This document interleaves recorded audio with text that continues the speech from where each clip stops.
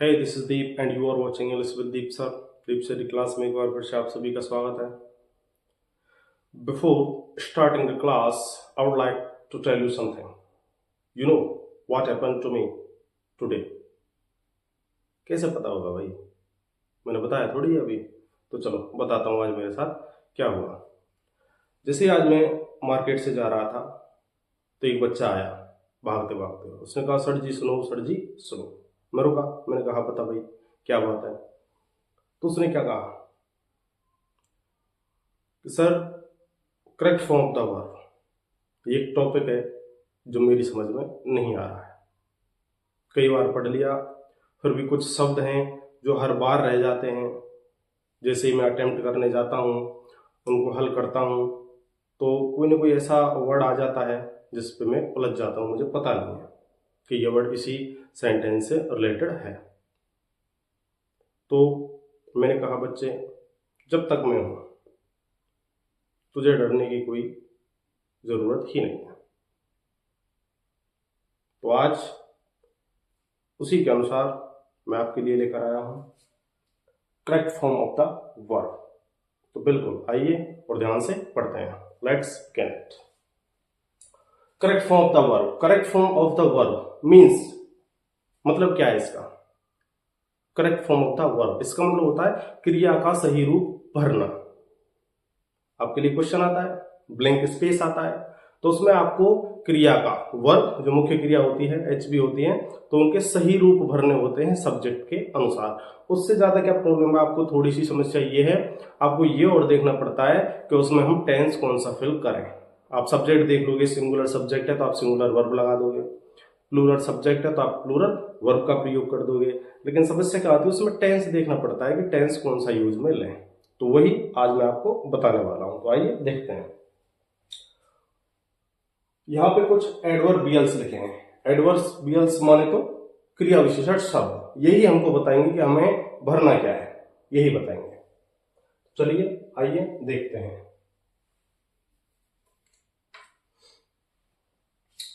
Adverbials, क्रिया विशेषण शब्द. तो इसमें पहला जो वर्ड है वो है जनरली. क्या है? जनरली. दूसरा है normally, usually, occasionally, frequently, hardly, बेयरली, rarely, scarcely, regularly, daily.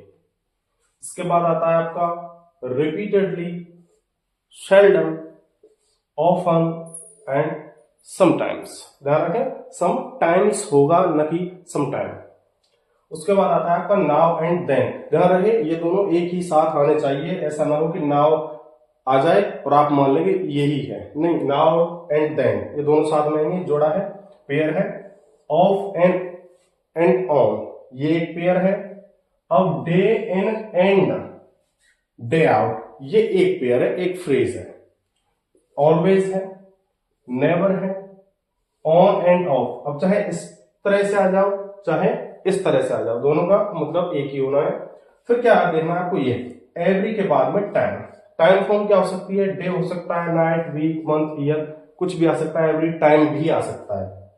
Same follow करते हैं. ईच टाइम वही है. Time day, night, week, month, year इस रूप में आ सकता है. इसके बाद देखें in the morning, in the evening, at night, मतलब दिन और रात के जो समय होते हैं वो आते हैं. तो ये है. Once in a day, night भी हो सकता है, वीक, मंथ, ईयर भी हो सकता है, समय की बात की गई है. ऐसे ही सेम ये है. ट्वाइस के साथ में भी day, night, week, month, year हो सकते हैं. उसके बाद ऑन संडेज, ऑन मंडेज. आपको याद रखना है ये जो एस लगा हुआ है बाद में, ऑन संडेज. ऐसा ना हो कि ऑन संडे हो. ऑन संडे होगा चीजें बदल जाएंगी. तो ध्यान रखना है, ऑन संडेज या ऑन मंडेज. कोई सा भी हो सकता है. ट्यूसडेज हो सकता है, वेंसडेज हो सकता है, फ्राइडेज हो सकता है. इस प्रकार का कोई वर्ड. तो कहने से तात्पर्य मेरा ये है, ये शब्द आपको यदि किसी वाक्य में दिख जाए, मान लो ये शब्द आपको किसी वाक्य में दिख जाते हैं, तो आपको टेंस कौन सा यूज में लेना है? तो वो है प्रेजेंट इंडेफिनिट टेंस. कौन सा टेंस है? Present indefinite tense. ये जो वर्ड लिखाए हैं आपको एडवर्बियल्स जो लिखाए हैं क्रिया विशेषण शब्द, ये शब्द जैसे ही आपको दिख जाए आपको मानना है प्रेजेंट इंडेफिनिट टेंस। समझ में आएगा? यहां तक आ गया होगा समझ में? ये जो शब्द हैं ये पूरे शब्द कुछ आपको याद भी होंगे, कुछ आपको याद नहीं भी होंगे। तो यहां आपके लिए वो सारे वर्ड मैंने लिखा दिए हैं जो आपकी परीक्षा की दृष्टि से क्या है, काफी मेन है या इंपॉर्टेंट है। तो आप बिल्कुल इनको ध्यान से देखिए। इससे आगे फिर हम बात करते हैं, इससे आगे बताते हैं एडवर्बियल से आगे।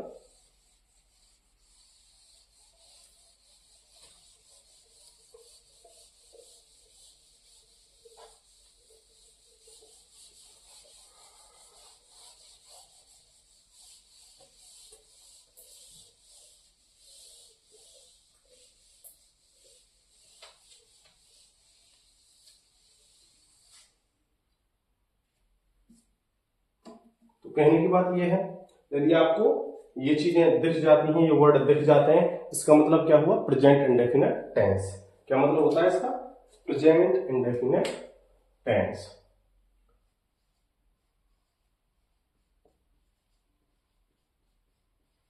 Present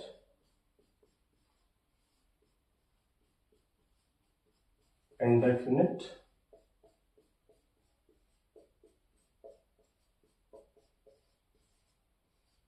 tense. Present indefinite tense. अब इसमें हम देखें तो इसकी जो एच भी होती हैं और एम भी होती हैं वो किस रूप में होती हैं? तो देखें जो एच भी होती है इसमें वो होती है डू या फिर डज, और जो एम भी होती है वो होती है एम बी फर्स्ट, या फिर हो सकता है एम बी फर्स्ट में आपको एस ई एस या आई ई एस हुआ लगा हुआ मिल जाए। अब आपको देखना है डू डज का प्रयोग, और डू डज का प्रयोग हमें करना है कौन से वाक्यों में? एक तो जो नेगेटिव होते हैं और दूसरा वो जो क्वेश्चन मार्क वाले होते हैं, क्वेश्चन मार्क। ठीक, तो डू डज का प्रयोग कहां करना है एचवी के रूप में? जब वाक्य हमारे या तो नेगेटिव हो या फिर वो इंटरोगेटिव हो। और जब डू डज का प्रयोग करेंगे तो उसके साथ हमेशा क्या आती है? वर्ब की फर्स्ट फॉर्म का प्रयोग किया जाता है। अब ये एम बी फर्स्ट और इसमें एस या एस, इसका प्रयोग किया जाता है पॉजिटिव, किसमें? पॉजिटिव वाक्य में। इसका प्रयोग एम बी फर्स्ट में एस या एस का प्रयोग पॉजिटिव वाक्य में किया जाता है। अब दूसरी बात आती है कि इनके साथ सब्जेक्ट क्या होने चाहिए। तो ध्यान रहे, जब हमारे subject I, we, they, you या फिर प्लूरल नेम होंगे तो हम do plus M B first का यूज करेंगे नेगेटिव एवं इंटरोगेटिव वाक्यों में। यदि हमारे सब्जेक्ट के रूप में ही, सी, एच एवं सिंगुलर नेम है तो हम डज का प्रयोग करेंगे एम बी फर्स्ट, वर्ब साथ में होगी और नेगेटिव और इंटरोगेटिव वाक्य में। परंतु यदि वो सिंपल वाक्य है, पॉजिटिव वाक्य है, तो उसमें हम या तो एम बी फर्स्ट लगाएंगे या फिर एम बी फर्स्ट में ऐसे ही एस का प्रयोग करते हैं। अब एम बी फर्स्ट जब लगाएंगे जब हमारे सब्जेक्ट कैसे होंगे? प्लूरल। प्लूरल माने तो क्या होंगे? We, they, you. I singular होता है लेकिन जो वर्ब आती है उसके साथ ये डू ही आती है तो प्लूरल रूप में आता है। और यहां भी हम जब लेंगे तो आई के साथ एम बी फर्स्ट का ही प्रयोग करेंगे, ना कि एम बी फर्स्ट में ऐसे एस लगाएंगे, ऐसा कुछ नहीं करेंगे। तो आई, वी, दे, यू एवं प्लूरल नेम के साथ एम बी फर्स्ट, और जैसे ही आपको ही, सी, एच सिंगुलर नाम दिख जाए उसके साथ में एम बी फर्स्ट में एस, ई, एस, आई, एस का प्रयोग कर देंगे। अब एस, ई, एस, आई, एस कहां लगाएं वो भी एक समस्या है। तो उसका प्रयोग कैसे करना है हमें? यदि किसी भी वर्ब के अंत में, किसके अंत में? वर्ब के अंत में हमको S, double S, S H, C H, O, X या जेड, किसी वर्ब के अंत में ये लेटर्स मिलते हैं तो हम उस वर्ब में क्या जोड़ देते हैं? ई एस जोड़ देते हैं। लेकिन यदि कोई वर्ब में क्या है? अंत में वाई है और वाई से पहले क्या आया है? कोई वोवल आया है। क्या आया है? स्वर। तो तो ऐसी स्थिति में क्या करेंगे, ऐसी स्थिति में हम उस वर्ब में क्या जोड़ते हैं, सिर्फ एस जोड़ते हैं। अब रहा इसका IES का नियम। तो यदि वाई से पहले हमारे पास कोई कॉन्सोनेंट है, क्या है, कॉन्सोनेंट व्यंजन, तो उस वर्ब में हम क्या जोड़ेंगे, वाई को हटाएंगे और IES लगाएंगे। तो ये हमारे तीनों क्या है, SES IES के नियम है। इसके बाद हम आगे बढ़ते हैं और देखते हैं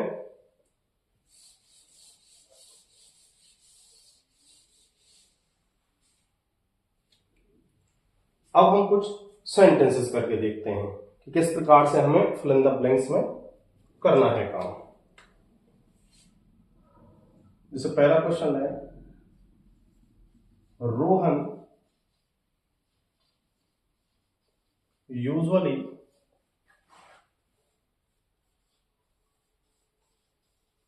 टू स्कूल, और ब्रैकेट में आ जाए आपके लिए उनको। फिर दूसरा देखें, I never a lie, और ब्रैकेट में होगा आपके लिए टेल। फिर तीसरा देखते हैं, you often fun others, यहां आ जाए मेक। फिर आगे देखें, he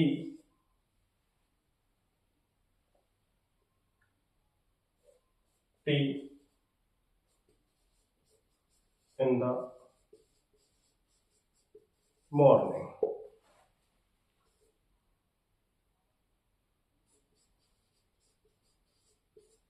morning।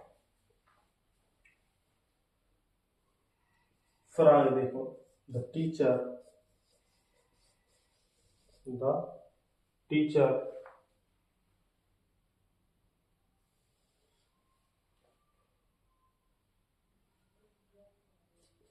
the class late, off and on, और ब्रैकेट में भरना होगा आपको स्टार्ट। तो ये आपके लिए कुछ वाइट के हैं, करके देखिए बिल्कुल इनको भी।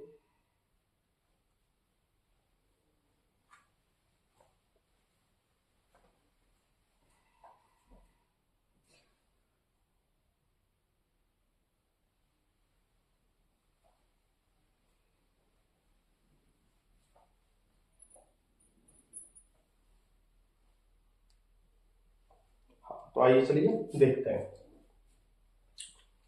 अब पहले वाक्य में देखें तो हमको मिला है इसमें यूजुअली, कौन सा वर्ड है, यूजुअली। और यूजुअली के आते ही हमको पता चल गया कि हमें प्रेजेंट इंडेफिनिट टेंस का प्रयोग करना है। माने तो एम बी फर्स्ट, या फिर एम बी फर्स्ट में एस आई एस का प्रयोग, या फिर नेगेटिव वाक्य है या इंटरोगेटिव है तो उसमें डू डज के साथ में वर्ब की फर्स्ट फॉर्म का यूज करना है। तो यहां देखें पीछे क्वेश्चन मार्क नहीं है, इसका मतलब प्रश्नवाचक चिन्ह नहीं है। इसके बाद वर्ब के साथ में नॉट नहीं है, तो ये नेगेटिव भी नहीं बनाना है, मतलब पॉजिटिव वाक्य बनाना है। इसके बाद में रोहन देखे तो सिंगुलर सब्जेक्ट है, सिंगुलर सब्जेक्ट माना तो गो लिख दिया। अब वो ये मैंने नियम बताया आपके लिए, यदि अंत में ओ आ जाए तो उसमें हम क्या लगाते हैं, ES लगाते थे, गोज हो जाएगा। इसके बाद देखें आई सब्जेक्ट है, और यहाँ नेवर वो वर्ड है जिससे हमें पता चल रहा है प्रेजेंट इंडेफिनिट टेंस का प्रयोग इसमें हमको करना है। अब आई दिखने में तो सिंगुलर है, आई क्या है, सिंगुलर है, लेकिन इसके साथ जो वर्ब आती है वो प्लूरल की तरह ही आती है जैसे प्लूरल सब्जेक्ट के साथ में आती है।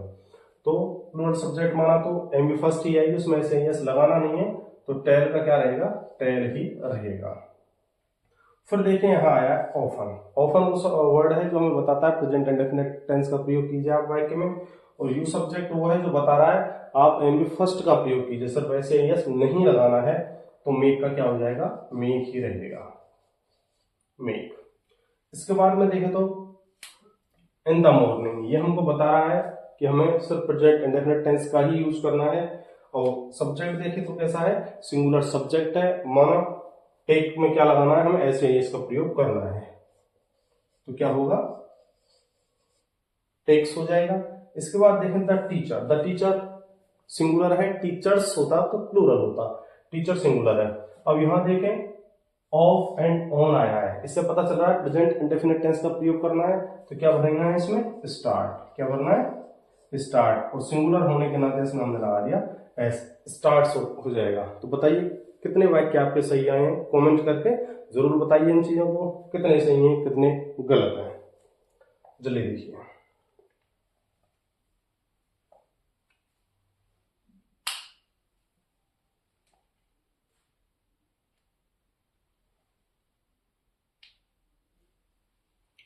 फिर चलिए इसमें हम आगे बढ़ते हैं अभी इस टेंस में।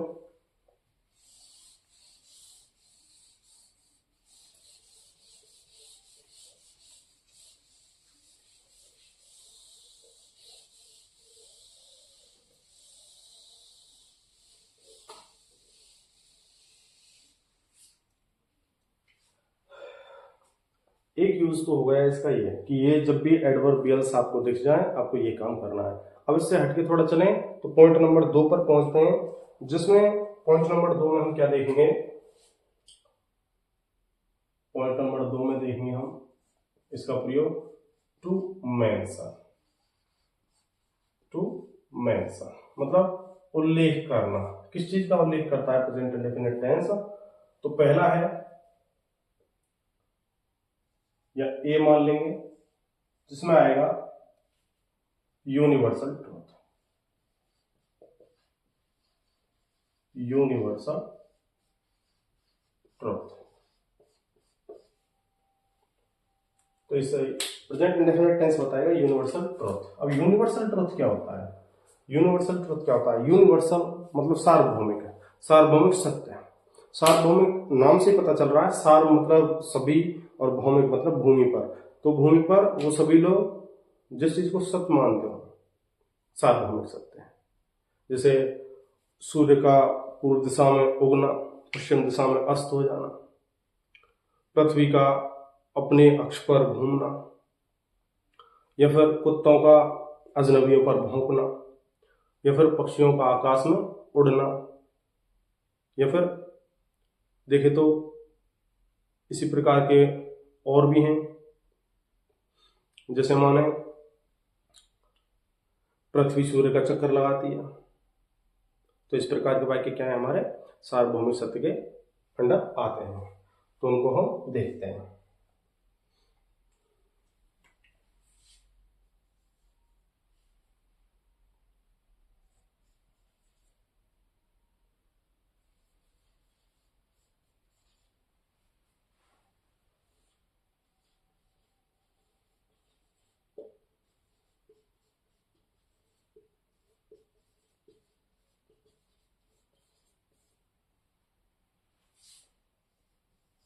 दूसरा वाक्य देखें, the sun in the east rise.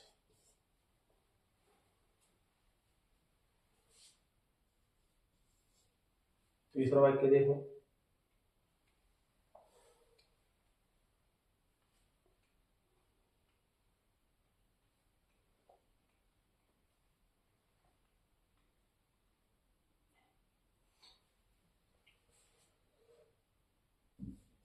the earth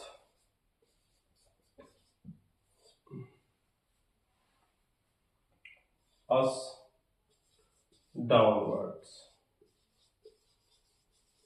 downwards।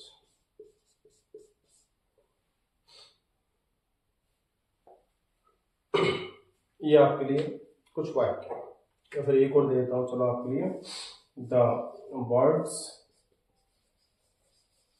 Blank space in the sky, और यहां भरना है आपको फ्लाई। तो जब जब यूनिवर्सल ट्रूथ आएगा आपको प्रेजेंट इंडेफिनिट टेंस का ही प्रयोग करना है, आपको वही एचवी एमवी यूज में लेनी है। अब 10 अर्थ देखें, सिंगुलर है। और अर्थ की बात है पृथ्वी की, और क्या है एक्सिस, एक्सिस होता है धुरी, इसका अक्ष, और रोटेट मतलब घूमना। तो सार्वभौमिक शक्ति की बात की गई है, पृथ्वी अपने अक्ष पर घूमती है। अब वर्ब देखिए किस प्रकार से लगाएं। अर्थ सिंगुलर है तो रोटेट क्या हो जाएगा, रोटेट, और इसमें लगा देंगे हम एस, रोटेट्स हो जाएगा। उसी प्रकार से सन क्या हो जाएगा, राइजेस। उसी प्रकार से द अर्थ फिर से क्या होगा, पुल्स। तो वे पृथ्वी क्या करती है, हमें अपनी ओर नीचे की ओर खींचती है। फिर यहाँ देखिए बर्ड्स, बर्ड्स कैसा है, प्लूरल है। प्लूरल होने के नाते इसमें सिर्फ क्या लगेगा, फ्लाई लगेगा, फ्लाइज नहीं होगा। यदि ये सिर्फ एक बर्ड होता तो वाई को हटाते और आईएस जोड़ देते, फ्लाइज कर देते। इसका एक पॉइंट तो होगा ये।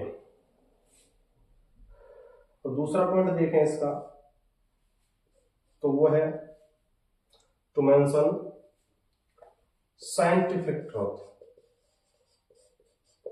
साइंटिफिक ट्रुथ मतलब क्या है, साइंटिफिक ट्रुथ ऐसा फैक्ट या तथ्य, फैक्ट ट्रुथ की जगह फैक्ट भी बोल सकते हैं, ऐसा तथ्य सच जो विज्ञान के जरिए साबित हुआ है, विज्ञान ने इसको अपने अनुसार बताया है सिद्ध करके। जैसे देखें क्या है, वाक्य के जरिए देखते हैं, hot water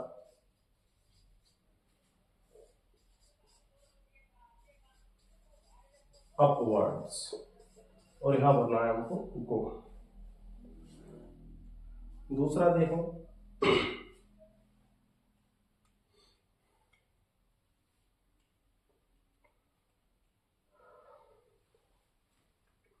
water at 0 degree,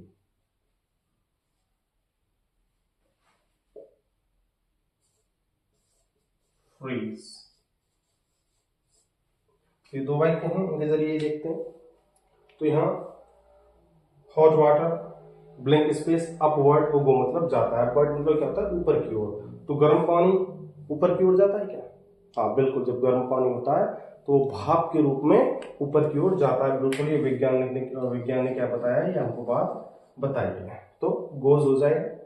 इसके बाद वाटर एट 0 डिग्री, 0 डिग्री ताप पर क्या होता है, वो जम जाता है, क्या हो जाता है, बर्फ के रूप में हो जाता है, टर्न्स हो जाता है। तो water freezes at 0 degree centigrade, जो सेल्सियस तापमान होता है, मतलब 0 डिग्री ताप पर ये क्या हो जाता है, बर्फ के रूप में हो जाता है। तो बिल्कुल ये आपका यूनिवर्सल ट्रुथ हुआ, सार्वभौमिक सत्य, और ये हुआ आपका साइंटिफिक ट्रुथ, जो दोनों ही किसके अंतर्गत पढ़े जाते हैं, प्रेजेंट इंडेफिनिट टेंस के अंतर्गत पढ़े जाते हैं। अब हम चलते हैं आगे और बढ़ते हैं थोड़ा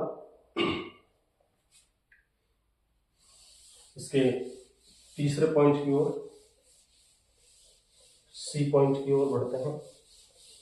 समझ आ रहा होगा पढ़ने में आपको, आपके डाउट्स क्लियर हो रहे होंगे वन बाई वन, बिल्कुल, इसीलिए तो हम हैं आपके लिए।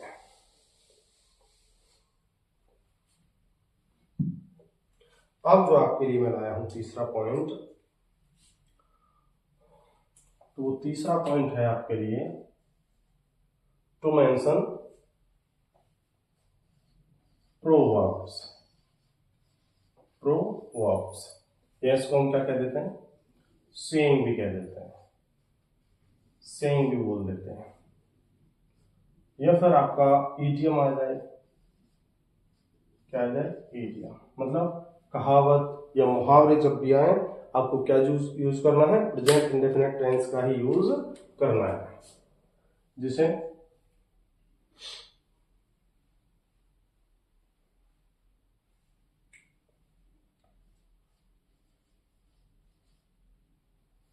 John Keats a think of beauty is a joy forever. See, दूसरा देखो, slow but steady, dice.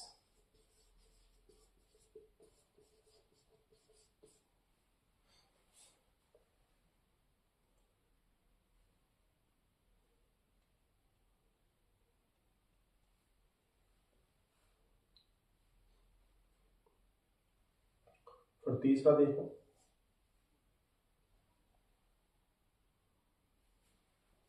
Might right, B form का यूज करना। तो इन वाक्यों को देखते हैं, बिल्कुल आइए। अब यहां देखें, John Keats blank space a think of beauty is a joy forever. मतलब जॉन कीट्स क्या है, एक पोइट का नाम है, पोइट का नाम। तो ये मत जाना कीट्स आ गया जो एक प्लूरल हो गया, कुछ नहीं, ये नाम है एक व्यक्ति का, जॉन कीट्स। तो वो कहते हैं, जब भी आपको इस प्रकार का लगा मिले कि जो कोटेशन मार्क होते हैं,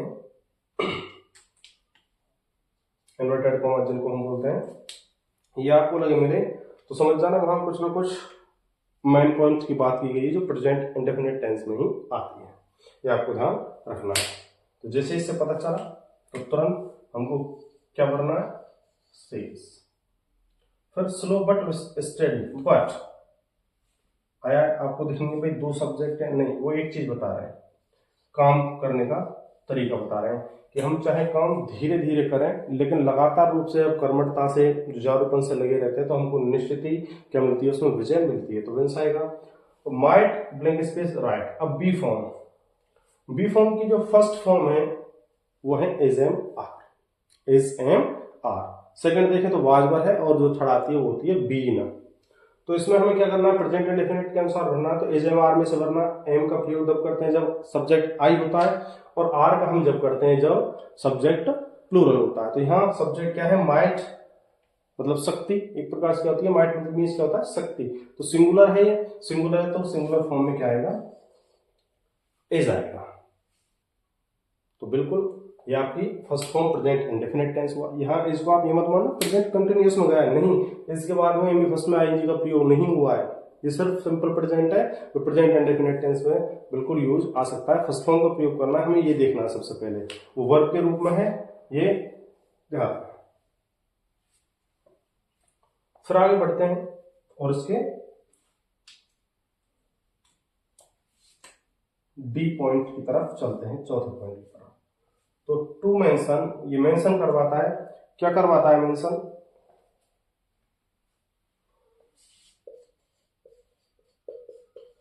फिलोसॉफिकल फैक्ट।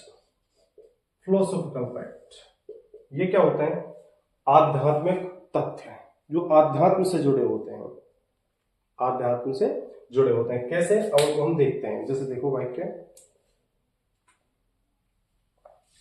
पहला वाक्य देखो, everyone at a certain age die करना है। दूसरा देखो, मैन हिज ऑन डेस्टिनी, इसमें लगाना है मेक। तो इस प्रकार का ध्यान से जुड़ी हुई चीज देखें। एवरीवन प्रत्येक व्यक्ति, डाई मतलब मरता है, एट अ सर्टेन एज एक निश्चित आयु पर। जब व्यक्ति की एक निश्चित आयु हो जाती है तो क्या हो जाता है, मर जाता है। मैन खाली जगह his on destiny make means बनाता है। तो जो मनुष्य है, मानव है, व्यक्ति है, वो अपना भाग्य खुद बनाता है, खुद लिखता है। तो ऐसा जब आए फिलोसॉफिकल फैक्ट आए तो बिल्कुल एम फर्स्ट का प्रयोग करना है आपको, प्रेजेंट इंडेफिनिट टेंस का प्रयोग करना है, डाइस, और मैन आया है तो मेक्स। एवरीवन ये दिख जाए आपको, आपको लगे अरे बड़ा काफी लेंथी शब्द है, वर्ड है, तो प्लूरल है, तो ऐसा नहीं है। एवरीवन, एवरी बड़ी, वो ऐसे वर्ड हैं जो क्या है, सिंगुलर होते हैं, सिंगुलरी वर्ब इसके साथ में आती है। तो डाइस और मिक्स का प्रयोग यहाँ पे होगा। तो आपको अच्छी लगी होगी वीडियो, लगनी भी चाहिए, बहुत मेहनत कर रहे हैं भाई आपके लिए। आपके के सारे पर वीडियो बना डाला है। बहुत क्रूशल टाइम है बच्चों, परीक्षा बस आने को ही है, ज़्यादा टाइम आपके पास बचा नहीं है। तो बिल्कुल आपको एक एक पॉइंट दिमाग के जो आपके पुर्जे हैं उनको खोल खोल के पढ़ना है। बिल्कुल नट बोल्ट आपको खोल देने हैं आपके दिमाग में। कोई भी समस्या है किसी टॉपिक से भी रिलेटेड, बिल्कुल कमेंट कीजिए, बताइए। और भी अच्छी वीडियोस पर आपको बनाकर दी जाएगी। कहीं भी कुछ समझ में नहीं आ रहा है तो बिल्कुल आप इंग्लिश विद दीप सर के साथ में कांटेक्ट कीजिए, आपकी राहें आसान कर दी जाएंगी। बिकॉज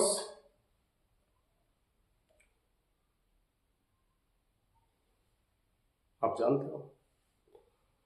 तो ऐसी अच्छी अच्छी वीडियो देखने के लिए बने रहिए इंग्लिश विद दीप सर के साथ। और वीडियो को बच्चों ज़्यादा से ज़्यादा कमेंट करें, ज़्यादा से ज़्यादा आपको इसको शेयर करें। Best of luck.